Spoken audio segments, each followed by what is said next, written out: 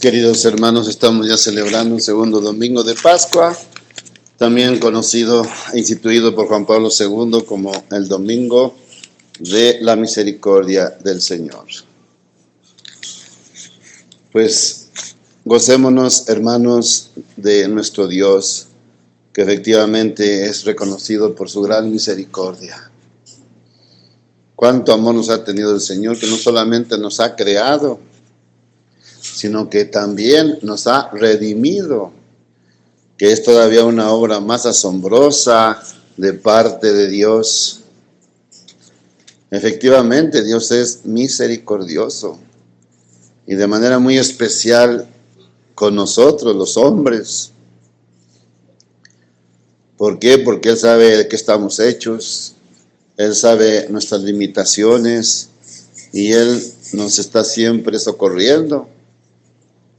Recordemos que no solamente hemos sido creados los hombres, sino también los ángeles.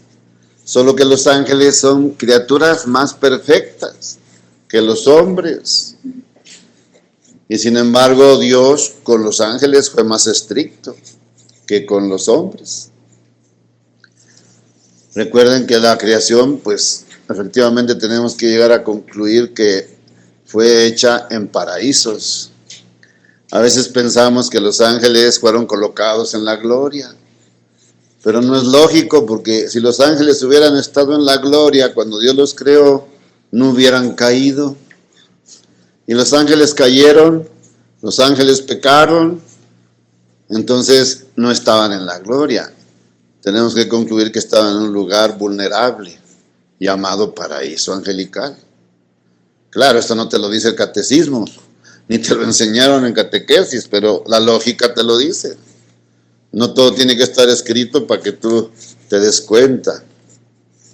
Pero lo cierto es que cuando los ángeles caen, ahí no hay misericordia. Porque los ángeles que cayeron, ¿a dónde fueron? Al infierno. Se fueron condenados. Y los ángeles buenos se fueron al cielo. Ahora sí, los ángeles buenos están en la gloria. Y por eso ellos pueden moverse para todas partes, pero en el estado de gloria. Para protegernos, para auxiliarnos, para acompañarnos. Y así sabemos que cada quien tiene un ángel, ¿verdad? El ángel de la guarda. Entonces, esto es importante que lo reflexionemos, porque al hombre creado también en su paraíso, Dios no lo trató con tanta dureza. El hombre también cayó, Adán y Eva, sin embargo no fueron condenados. Ellos no fueron enviados al infierno, sino a un destierro. Por eso todos nosotros nacimos desterrados, no nacimos condenados. Nosotros todavía tenemos mucha oportunidad para regenerarnos, para convertirnos. Por eso cuando Jesús llega a este mundo dice, es el tiempo de la conversión. Todos los días es tiempo de conversión. A cada minuto es tiempo de conversión. Aprovechemos la misericordia de Dios, que nos ha tratado con tanta compasión. Por eso el hombre no fue condenado. El hombre se le dio una oportunidad de arrepentirse, de regresar, de convertirse. Y qué bonita imagen, ¿no? Sobre todo la del hijo pródigo, que dicen que mejor se debería de haber llamado el Padre Misericordioso, ¿verdad? Cuando aquel hijo agarra sus cosas y se proclama independiente y pide la herencia del Padre, y el Padre misericordioso no lo ata, no lo encadena, no es prepotente con el hijo, sino que le dice, está bien, vete, aquí está tu herencia, Dios te bendiga.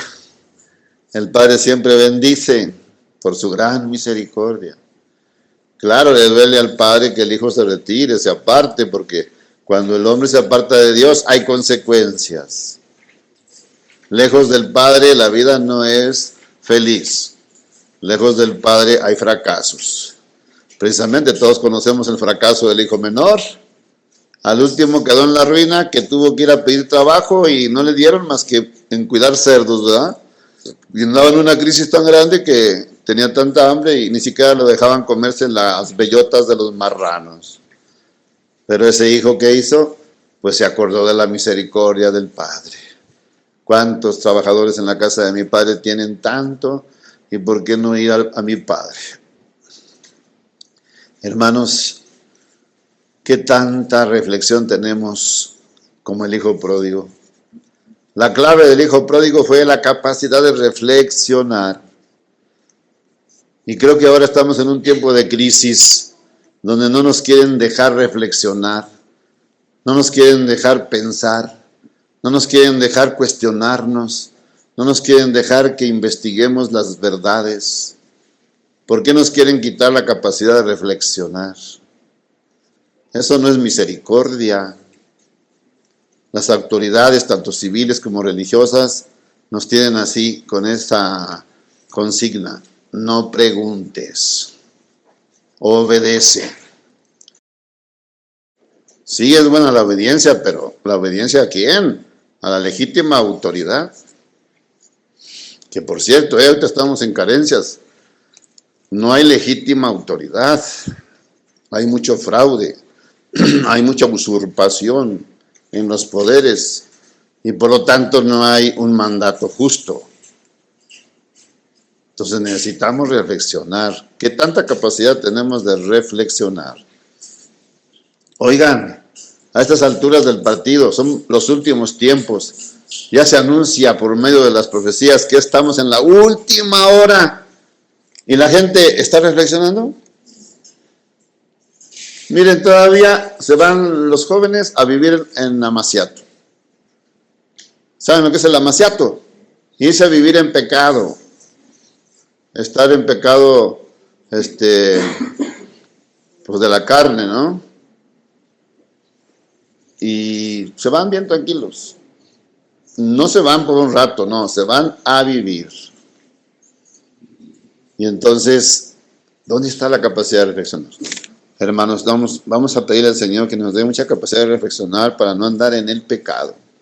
Una persona que vive en pecado, pues no tiene la reflexión. El hijo pródigo se detiene, se para, reflexiona y dice: mi padre es bueno, ahí hay mucha misericordia. Voy a mi padre, le diré: Padre, perdóname, ya no soy tu hijo, trátame como a uno de tus siervos. Y cuando el hijo llega, el padre lo trata con tanto amor, con tanta ternura, con tanta misericordia, hasta sale a su encuentro y lo viste de fiesta y hace una fiesta.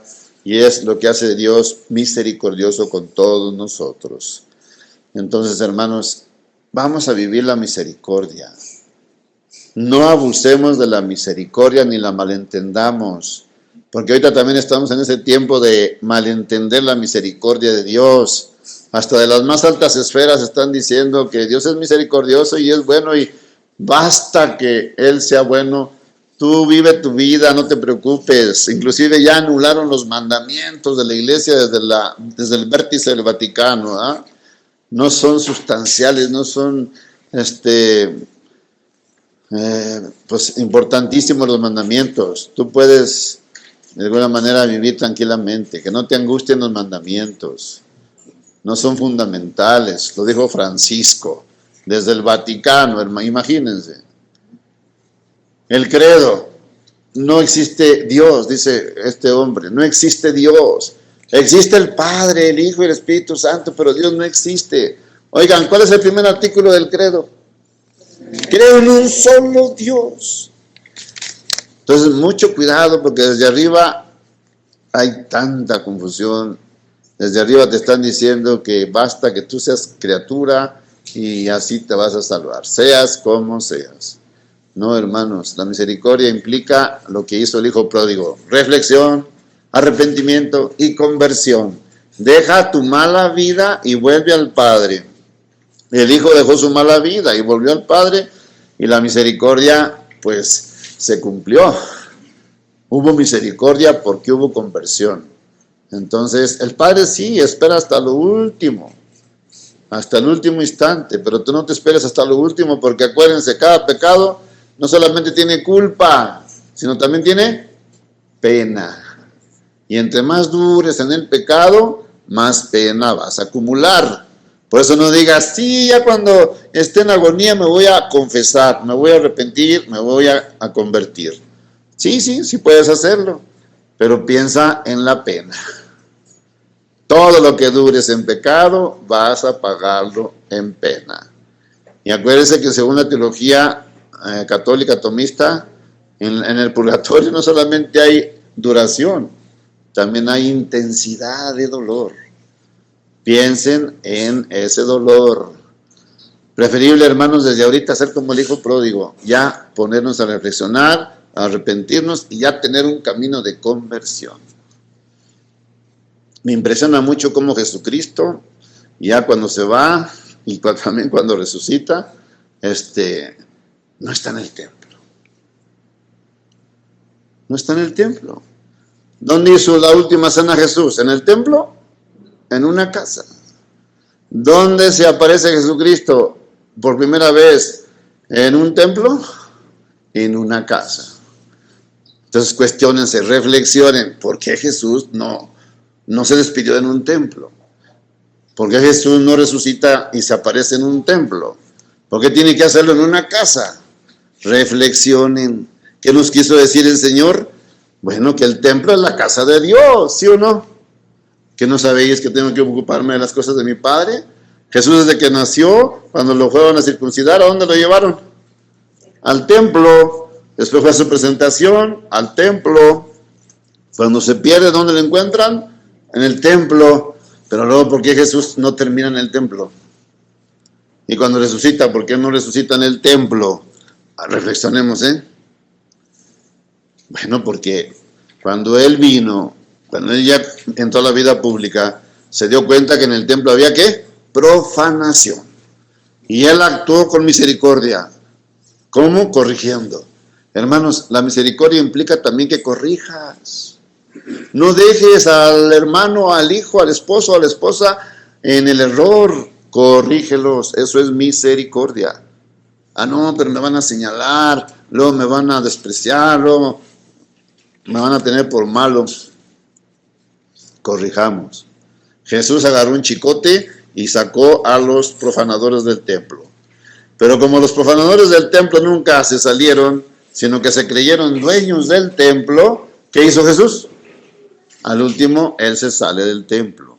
Por eso casi toda su predicación, su vida pública, Él la hace fuera del templo. ¿Dónde consiguió sus apóstoles?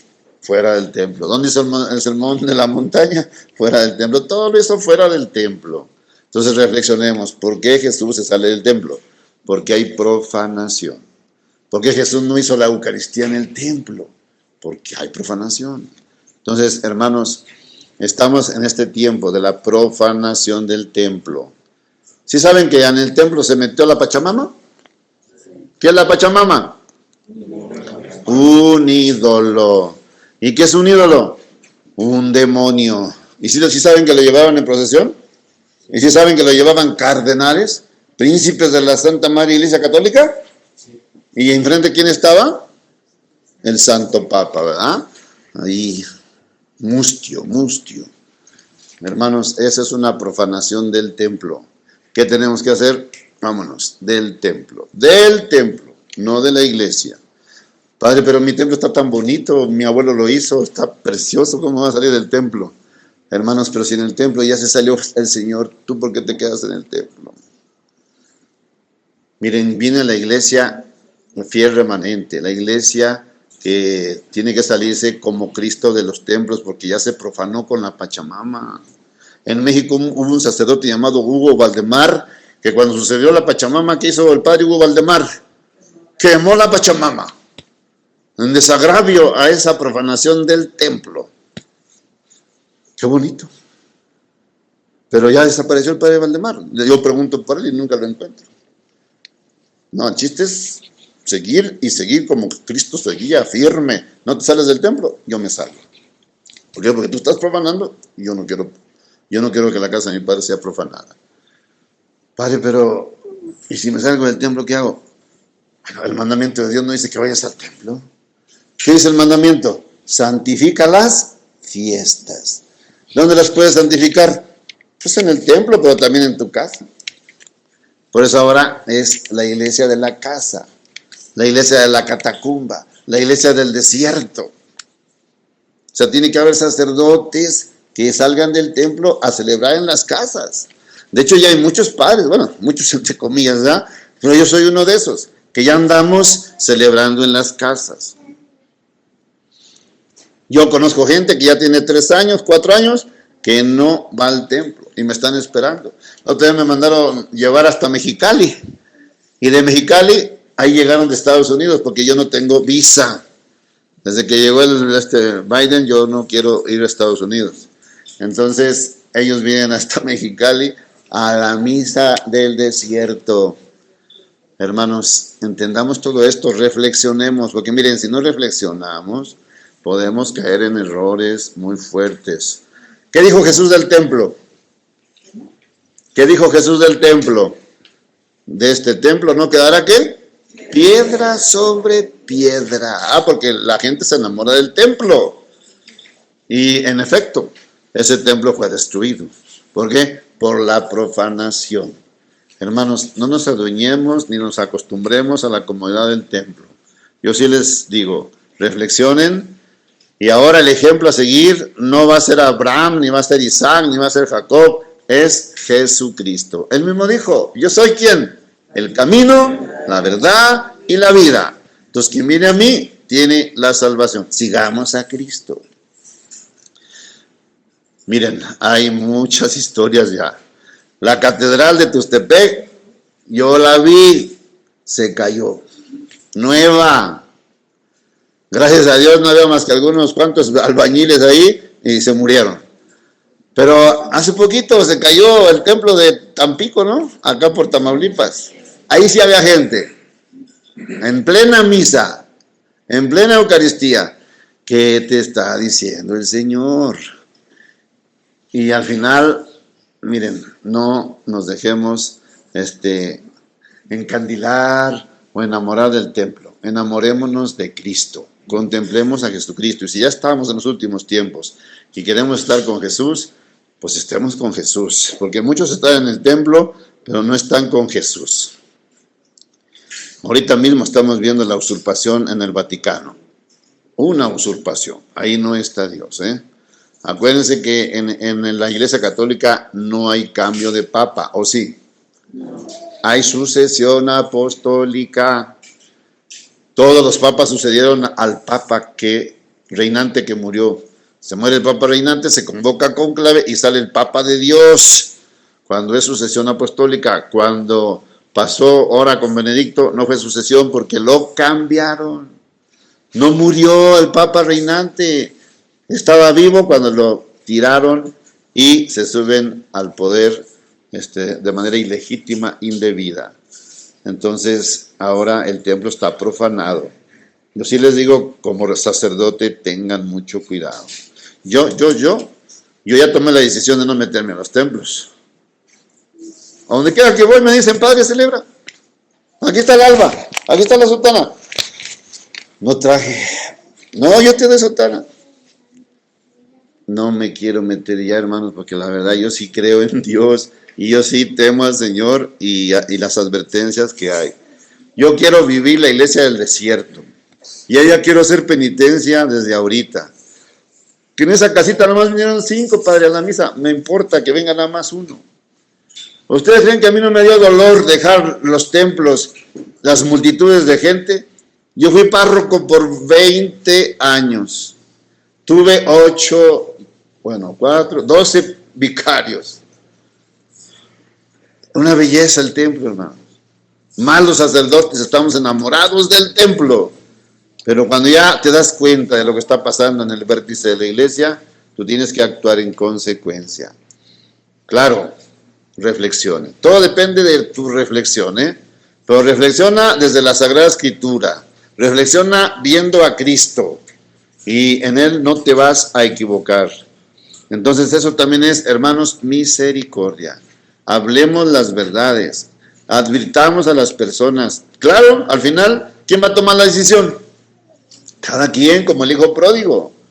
El hijo pródigo reflexionó y él al final, él solito tomó la decisión.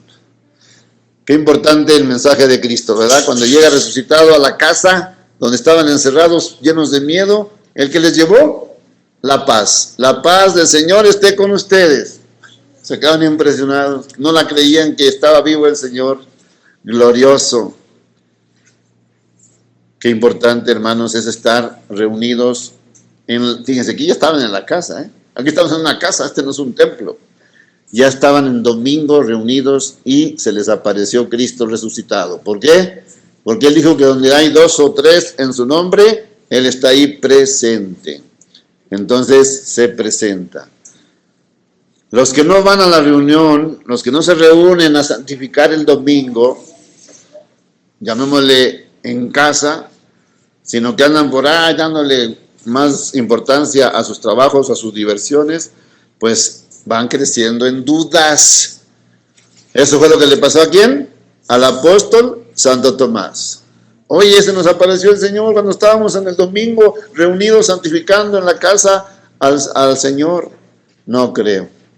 Hasta no ver las heridas y meter mi dedo y mi mano en su costado, entonces creeré. ¿Cuándo creyó Santo Tomás? Cuando asistió a la reunión. Hermanos, nos podemos reunir. Todos los domingos hay que reunirnos. Si ya no vas a ir al templo, reúnete en tu casa. Ahí puedes santificar al Señor. Con la palabra de Dios, con el Santo Rosario. Cuando va Tomás, se le aparece nuevamente Jesús y le dice, la paz esté con ustedes. Hermanos, qué importante este mensaje. ¿Sentimos la paz? ¿Nuestra paz es la paz de Dios? ¿O nuestra paz es la paz del dinero? Yo tengo mucha paz, Padre, porque tengo dinero. ¿O nuestra paz es la paz de la salud? Yo tengo mucha paz, Padre, porque tengo mucha salud. ¿Qué clase de paz tenemos, hermanos? La paz de Dios es más que la paz del dinero, es más que la paz de la salud, es más que la paz de la juventud. La paz del Señor es tan grande que aunque no tengas dinero, si tienes a Dios, ¿qué tienes? Paz. La paz de Dios es tan grande que aunque no tengas salud, ¿qué tienes? Paz. ¿Se han encontrado con enfermos ustedes? Que están bien graves, pero sin embargo están bien alegres, están bien serenos. Ya les dijeron que tienen quién sabe cuántas enfermedades hasta que los van a operar. Y ellos están en paz. ¿Por qué? Porque están con Dios. Su conciencia está limpia. Ellos han reflexionado y han estado siempre renunciando a todo lo que no es Dios. Por eso esas personas están en paz. Hermanos, ese es el mensaje que nos deja Jesús en este domingo. Mi paz os dejo, mi paz os doy. Y es la paz que la iglesia nos transmite cada que nos reunimos. Cuando el Padre llega, ¿cómo recibe a la gente? Que la paz del Señor esté con todos ustedes. A media misa, ¿qué dice el Padre? Dense toda la paz. Y cuando el Padre despide al pueblo, ¿cómo lo despide? Podéis ir en paz. Bueno, hermanos, vamos pues a reflexionar el mensaje de Dios, su gran misericordia. Acatemos su palabra y sigamos su ejemplo y reflexionemos sobre esto, cómo Cristo se despide en una casa y no en el templo, y cómo Cristo resucita en una casa, ahí se aparece, y no en el templo. ¿Qué mensaje nos quiere dar ahorita? ¿Qué mensaje nos querrá dar? Al final, ¿cuál es el templo? Nuestro cuerpo. Por eso Jesús decía, vendrá un tiempo en que se dará la gloria a Dios en espíritu y en verdad. Y ya no será en Samaria ni en Jerusalén. O sea, ya no será en el templo, será donde quiera que tú te encuentres, puedes alabar y glorificar a Dios. Entonces, hermanos, no se aten a una costumbre, no se aten a un esquema, y menos si es meramente humano. Reflexionemos las advertencias de Jesús y contemplemos su persona y sigamos sus pasos. Gloria al Padre, gloria al Hijo y gloria al Espíritu Santo.